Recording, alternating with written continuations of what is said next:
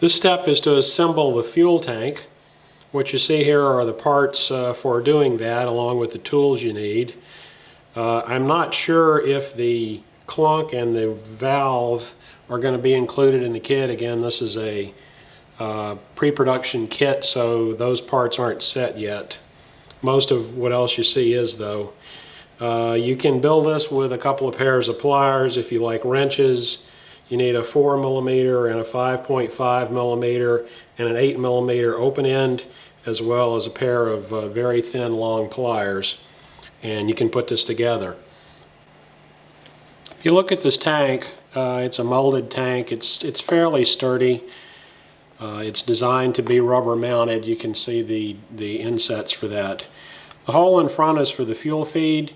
It's got a molded in fitting for the overflow. If you followed my tank plumbing methodology, I always put in 4 fittings, so you'll need to drill a couple of holes in this to allow that. You can see where I've drilled them here on the face of the tank. There's sort of a ledge here that allows that. The kit's probably only going to come with 1 fitting. As you know, I allow for a fuel feed, an overflow, a vent, and a fill. That's why I drill a couple of extra holes. The right size for this is 19/100, so that's a number 11 drill. I'd start off with a smaller drill first, mark it, and then drill with a small drill, and then drill it with a number 11. Use an X-Acto knife to clean up the flashing and get the junk out of the tank so it doesn't get stuck in there. One of the challenges with installing fuel fittings is how do you get them through the holes you've drilled in the tank.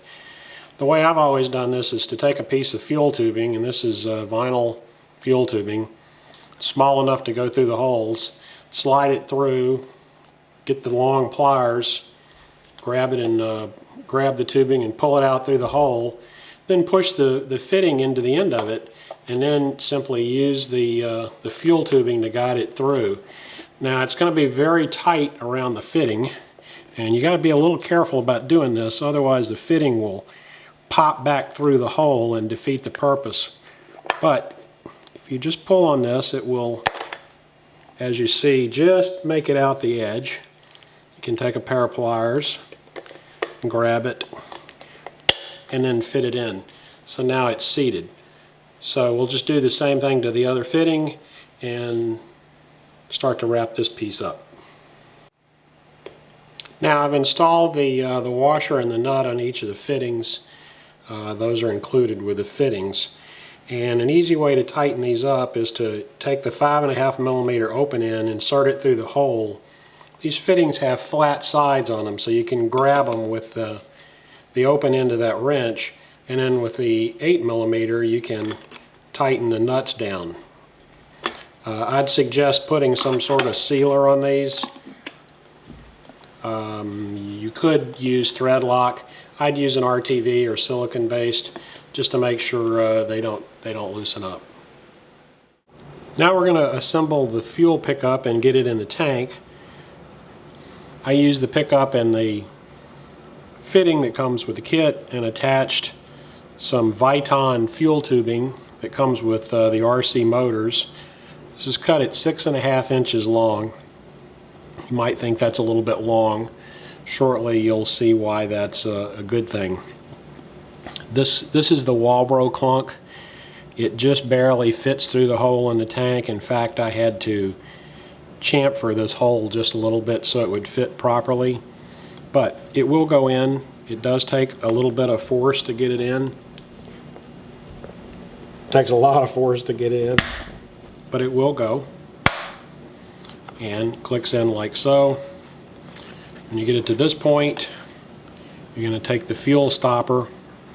It goes stopper side in, goes right over the fuel fitting, fits tight.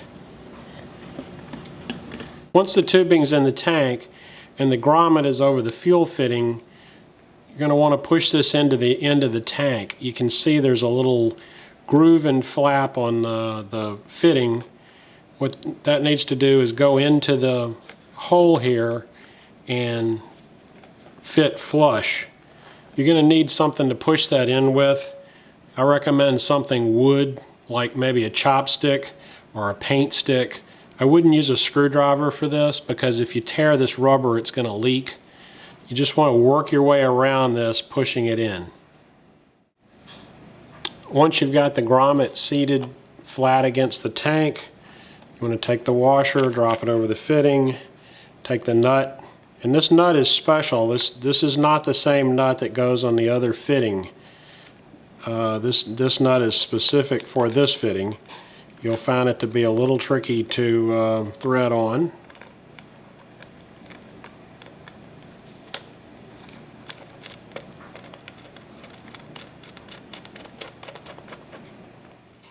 Okay, to tighten this up, you need a 4mm wrench and an 8mm wrench. There are flats on the end of the fitting for the 4mm wrench. 8mm is the size of the nut. You want to get this tight. You don't want to go crazy with it, but you want to make sure it's firmly seated against the grommet.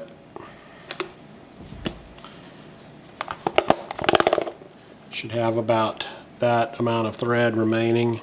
You take the 90-degree fitting. Again, these threads are a little tricky. Get it going. Tighten this up. You want this to be tight, facing up like so. So if you need to reposition it, you can. And back to the question about why is the fuel tubing so long. You want it long enough that you can basically wrap the clunk around so the clunk can move really anywhere in the tank. That's why it's this length.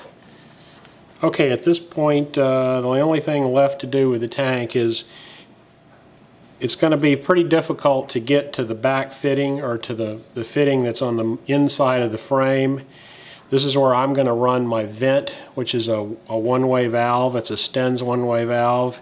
Takes a very short piece of Tygon, slip it right over. Okay, at this point the fuel tank is complete, ready to be installed in the model in a later step.